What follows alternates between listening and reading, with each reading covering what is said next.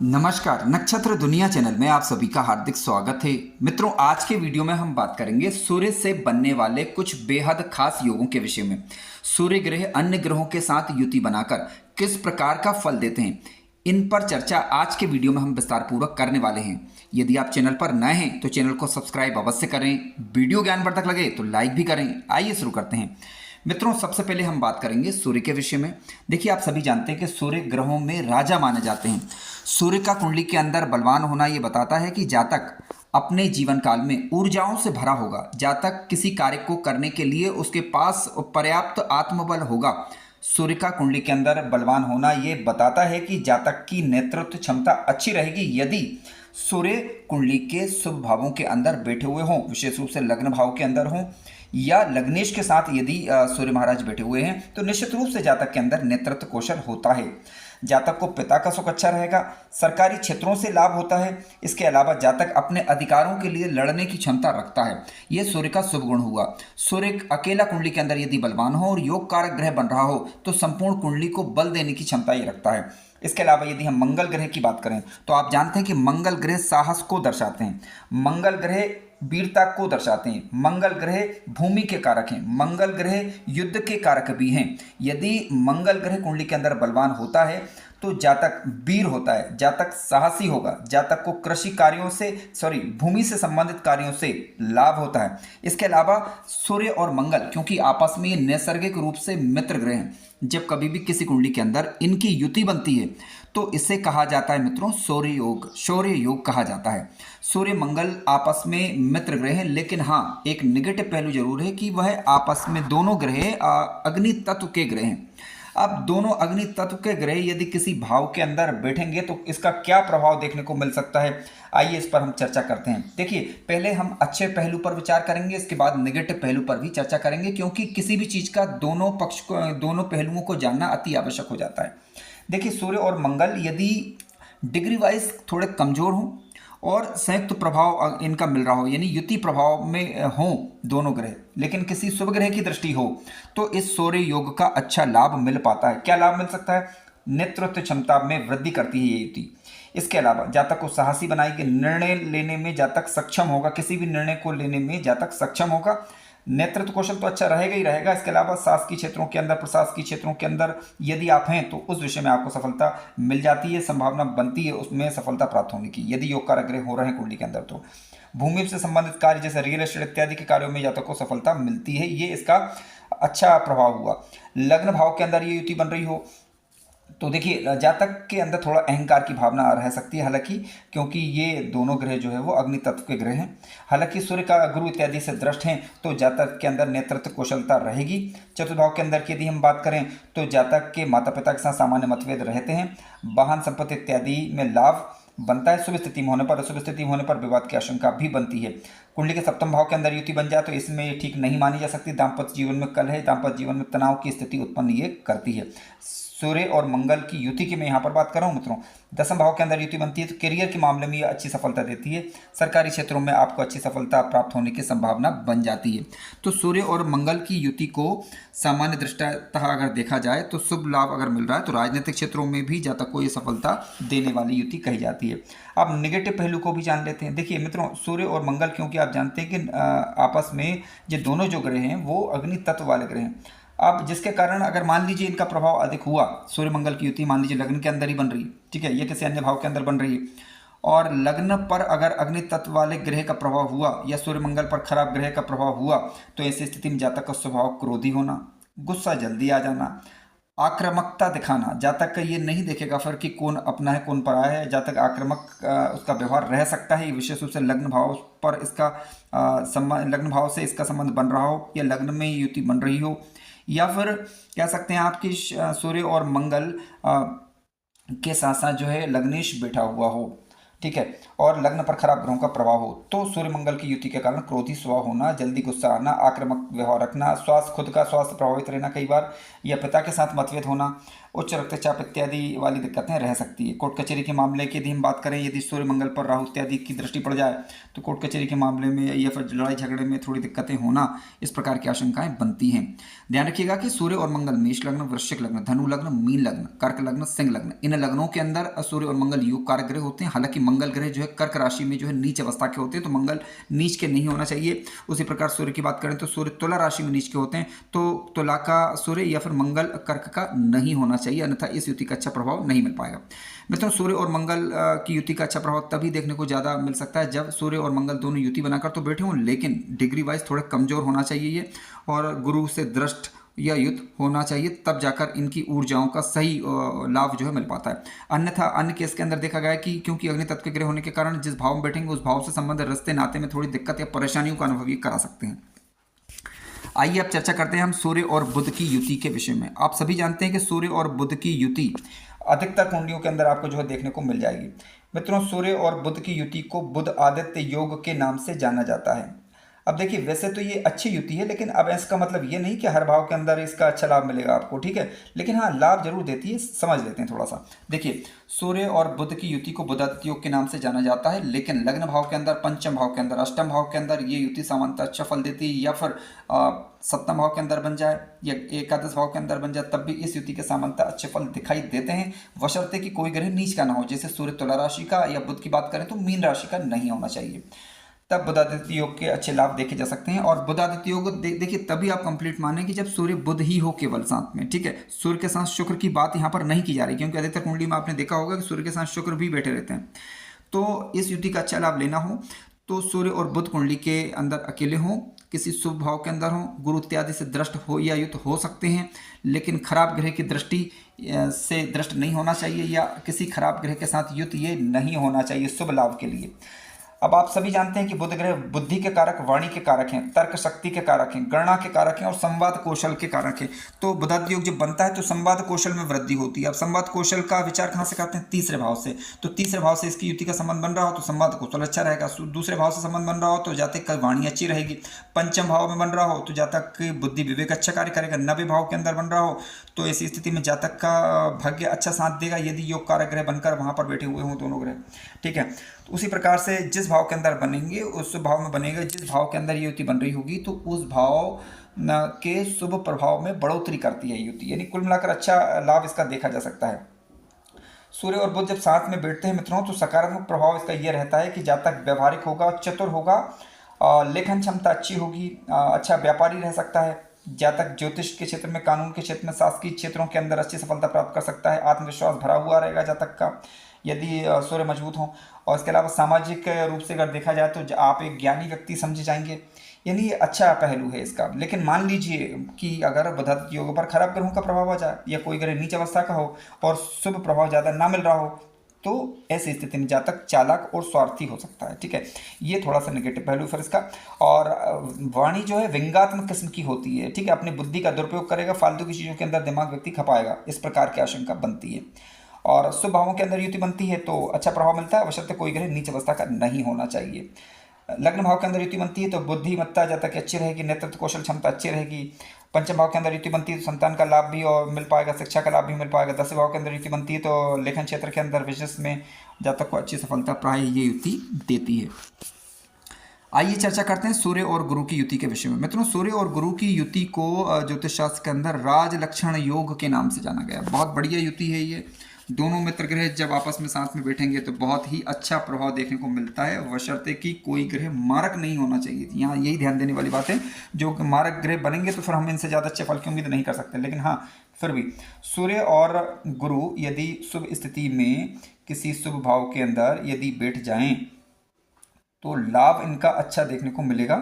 क्या लाभ देखने को मिलेगा, आइए विचार करते हैं। देखिए, जातक का व्यक्तित्व प्रभावशाली होगा, तेज तर्राट किस्म का होगा जातक, और इसके अलावा धार्मिक विशेषता इनकी रहती है, धार्मिक हो सकते हैं ये, और अच्छा विवेकी होगा, ठीक है। इसके अलावा इनकी छठी इंद्रिय जागृत होती है, सबसे बड़ी बात, क्योंकि आत्मा का कारक ग्रह है सूर्य, और गुरु ग्रह साथ में बैठेंगे तो निश्चित रूप से जातक की छठी इंद्रिय को जागृत कर देंगे। अब इसका मतलब क्या समझ लेते हैं। देखिए, छठी इंद्रिय जागृत होने का मतलब इस वीडियो के अंदर केवल इतना है कि जातक को पूर्वाभास हो जाता है। सामान्यतः जातक का आकलन, जातक का जो निर्णय लेगा, जातक जो सोचेगा पहले से की संभावित परिस्थिति के विषय में, तो उसमें अनुकूलता रहेगी। ठीक है, कहने का तात्पर्य इतना। अब कितनी मात्रा में छठी इंद्रिय जागृत होगी, देखिए ये कुंडली विश्लेषण का विषय है। ठीक है, इस विषय में इसको चेक करने के लिए कुंडली का विश्लेषण अति आवश्यक हो जाता है।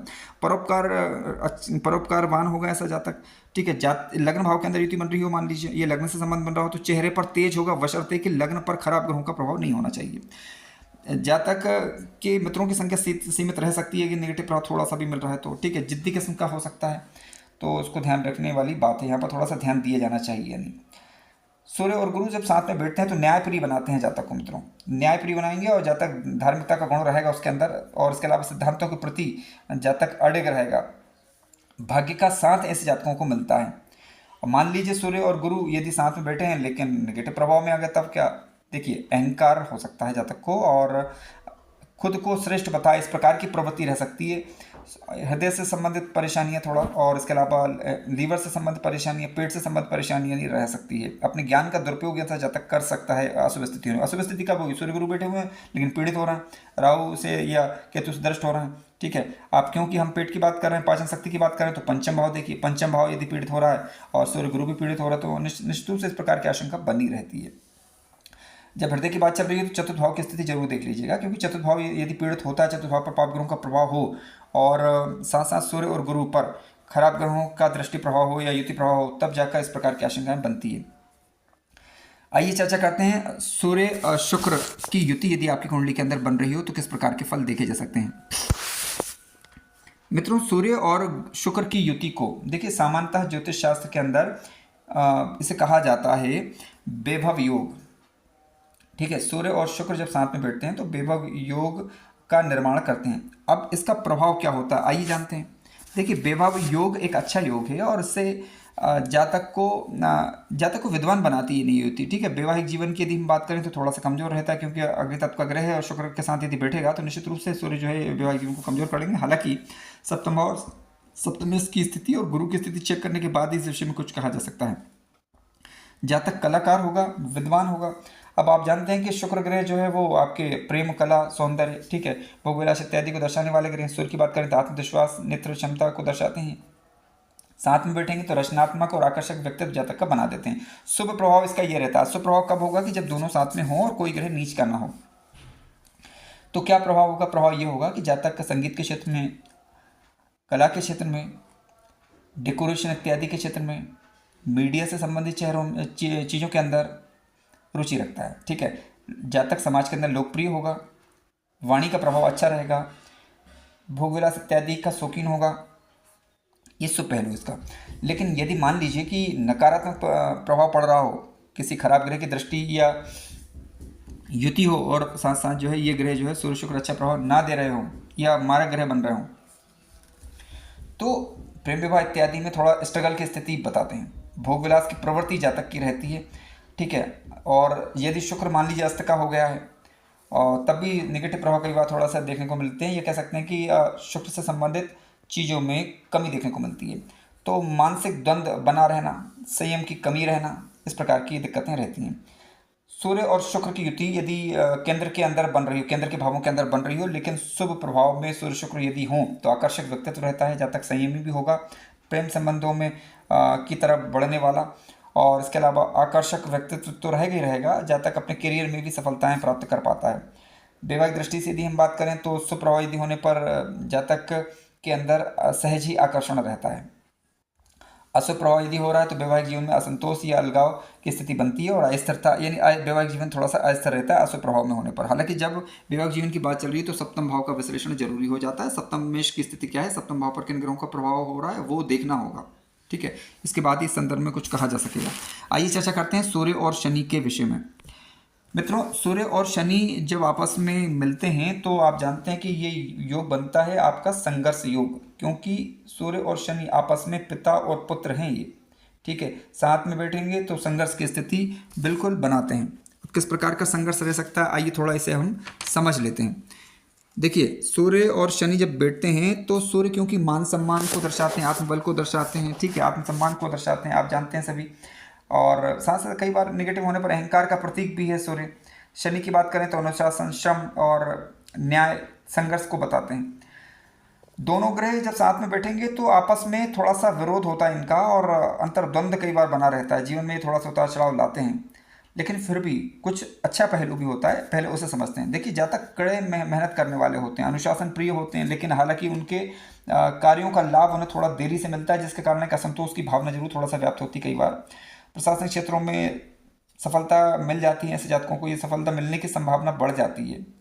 लेकिन सही जातक को यहाँ पर धैर्यपूर्वक कार्य करना होता है, ये थोड़ा सा जरूरी है, क्योंकि अगर आपको लंबी सफलता अर्जित करनी, जीवन काल के दौरान दीर्घकालिक सफलता अर्जित करनी है, तो आपको संघर्ष तो करना पड़ेगा, उसके लिए पर्याप्त समय देना होगा। ठीक है, और यही शनि चाहते हैं। यदि आप ऐसा करते हैं तो निश्चित रूप से सफल होंगे, लेकिन क्योंकि सूर्य साथ में बैठे हुए, सूर्य जल्दबाजी को बताएंगे थोड़ा, सूर्य चाहेंगे कि आपको शीघ्र ही सफलता मिले, तो चाही गई सफलता समय पर नहीं मिलती, जिसके कारण जातक थोड़ा कई बार निराश हो जाता है। ये थोड़ा सा इसका नेगेटिव पहलू होता है। लेकिन यदि आप कह सकते हैं कि आप धैर्यपूर्वक श्रम करते रहे, तो निश्चित रूप से श्रम का मतलब है कि जिस चीज़ में आप कार्य कर रहे हैं उसमें लगे रहना। ठीक है, तो आप पाएंगे कि इसका अच्छा लाभ आपको मिलेगा। शुभ स्थिति होने पर समाज सेवा से और जनहित के कार्य करने से ऐसे जातकों को लाभ हो जाता है। नकारात्मक पहलू यह रहता है कि पिता के साथ मतभेद की स्थिति बने रहना, आत्मसंघर्ष बने रहना, नौकरी बार बार बदलना, या फिर नौकरी में बाधा उत्पन्न होना, ये इसका थोड़ा सा नेगेटिव पहलू, विशेष रूप से 6, 8, 12 के अंदर ये युति बन जाए। आइए बात करते हैं अब हम सूर्य और चंद्रमा की युति के विषय में। देखिए, सूर्य और चंद्रमा की युति जब कभी बनती है कुंडली के अंदर, तो इसे कहा जाता है अमावस्या योग। अमावस्या योग क्यों कहते हैं? क्योंकि सूर्य चंद्रमा साथ में बैठे हुए कुंडली के अंदर। इसका मतलब ये हो रहा है कि जातक या जातिका का जन्म अमावस्या या उसके आसपास ही हुआ है, ये इसे बताता है, इसलिए इसे अमावस्या योग नाम दिया गया है। मित्रों, अमावस्या योग जब कुंडली के अंदर बनता है, तो अब ऐसा नहीं कि इसके नेगेटिव पहलू ही होंगे, अच्छे शुभ फल भी देखने को मिलते हैं। हम दोनों ही पक्षों पर आज के वीडियो में चर्चा करने का प्रयास करेंगे। तो आइए समझते हैं। देखिए, सभी जानते हैं आप कि चंद्रमा जो है व्यक्ति की मन की भावनाओं को दर्शाता है, स्मरण शक्ति को बताता है, साथ साथ माता के सुख को बताता है, घर के सुख को बताता है। चंद्रमा शुभ हो तो इन चीज़ों के अंदर आपको घरेलू सुख आपका अच्छा रहेगा, और चंद्रमा से संबंधित वस्तुओं के व्यापार में आपको सफलता प्राप्त होती है। चंद्रमा और सूर्य जब साथ में बैठते हैं, तो चंद्रमा मन का कारक और सूर्य आत्मा का कारक है, आपको पता है। दोनों जब साथ में बैठते हैं तो अच्छी स्थिति भी है, ये इसका सकारात्मक लाभ देखने को मिलते हैं जीवन में। धार्मिक आस्थावान ऐसा जातक होता है, स्वभावों के अंदर युति होने पर खराब ग्रहों का दृष्टि प्रभाव नहीं होना चाहिए, केवल या युति प्रभाव नहीं होना चाहिए। तो ऐसी स्थिति में निश्चित रूप से सूर्य चंद्रमा की युति अच्छा लाभ भी देती है। धार्मिक आस्था रह सकती है ऐसे जातकों की, और इसके अलावा आत्मविश्वास अच्छा रहेगा। सरकारी क्षेत्रों में, प्रशासनिक क्षेत्रों में सफलता प्राप्त होने की संभावना बढ़ जाती है। माता पिता की आज्ञा लेकर ऐसे जातक जातिका यदि कोई कार्य करेंगे तो निश्चित रूप से सफल हो जाएंगे। यही इस युति का सबसे अच्छा पहलू है। ठीक है, माता पिता से प्रेरणा लीजिए, माता पिता की अनुमति लीजिए, फिर अपने कार्य को प्रारंभ करिए। आप देखेंगे कि आपके कार्य में सफलता मिलने लगेगी, या उसमें काफ़ी हद तक अनुकूलता आ जाएगी। भावनाओं पर नियंत्रण रख पाते हैं ऐसे जातक, मानसिक रूप से दृढ़ बने रहते हैं। ध्यान रखिएगा, सूर्य चंद्रमा की युति बन रही हो तो खराब ग्रहों का दृष्टि प्रभाव नहीं होना चाहिए कम से कम, और यदि शुभ ग्रहों की दृष्टि प्रभाव हो जाता है तो बहुत बढ़िया माना जाएगा फिर ये।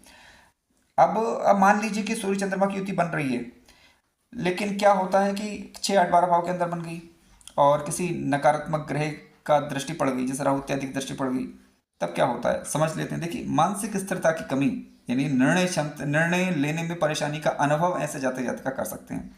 ठीक है, चिड़चिड़ापन होना और अपनी भावनाओं पर नियंत्रण ना रख पाना, इस प्रकार की आशंकाएं, और आत्मविश्वास की थोड़ी कमी, और अपने भावनाओं के अंतर्ज्वार के कारण, अंतर्द्वंद के कारण टकराव की स्थिति बनना। तो इन्हीं चीज़ों को टालिए, क्योंकि वीडियो का मकसद भी यही है कि दोनों पहलुओं को समझना, ताकि जो अगर कुछ निगेटिव आ रहा है तो उस पर हम सुधार कर सकते हैं। मित्रों, आइए बात करते हैं सूर्य और राहु की युति के विषय में। देखिए, सूर्य और राहु की युति को कहा जाता है, आप जानते हैं, इसको कहा जाता है इसको कहा जाता है ग्रहण योग। सूर्य और राहु की जब युति बनती है तो इसे सामान्यतः ग्रहण योग बोला जाता है। अब ग्रहण योग क्यों कहा जाता है? देखिए, सूर्य और राहु आपस में नैसर्गिक रूप से जो है वो शत्रु ग्रह है। अब सूर्य राहु साथ में बैठेंगे तो क्या हो जाता है कि सूर्य को लग जाता है ग्रहण, यानी व्यक्ति का जो आत्मविश्वास रहता है वो डगमगा जाता है। ठीक है, आत्मबल डगमगा जाता है, या नेत्र कौशल क्षमता उसकी डगमगा जाती है, स्वास्थ्य डगमगा जाता है। क्यों? क्योंकि देखिए क्या होता है कि सूर्य आत्मा के तो कारक ही हैं, साथ साथ आपके आत्मबल के कारक हैं, पिता के कारक हैं, स्वास्थ्य के कारक भी हैं, हेल्थ के कारक, आरोग्यता के कारक हैं। राहु बैठेगा साथ में तो राहु क्या है? ब्रह्म, इच्छा, और इसके अलावा इच्छा आकांक्षाएं, अनियमित इच्छा आकांक्षाएं मान सकते हैं, ठीक है। और अनियमित मार्ग अपनाता है ऐसा जातक, यानी गैर जरूरी मार्गों को अपनाने वाला। दोनों साथ में बैठेंगे तो आत्मविश्वास में कमी, भ्रम की स्थिति बनती है, ठीक है। लेकिन फिर भी अब सकारात्मक पहलुओं को जानते हैं पहले हम कि इसका कुछ लाभ भी मिलता है, नहीं मिलता है? बिल्कुल मिलता है। क्या लाभ मिलता है समझते हैं। यदि राहु नीच का ना हो, ठीक है, यदि राहु नीच का ना हो, ध्यान रखें, और राहु नीच का ना हो और शुभ प्रभाव दे रहा हो, उच्च का हो यानी, ठीक है, शुभ प्रभाव दे रहा हो, या इस युति पर किसी अच्छे ग्रह की दृष्टि पड़ जाए। अब अच्छे ग्रह की दृष्टि मतलब गुरु की दृष्टि, ठीक है। अब गुरु की दृष्टि पड़ेगी तो क्योंकि देखिए गुरु के पास भी 3 दृष्टियां और साथ साथ राहु के पास भी 3 दृष्टियां, तो निश्चित रूप से राहु की दृष्टि भी उस गुरु पर पड़ेगी।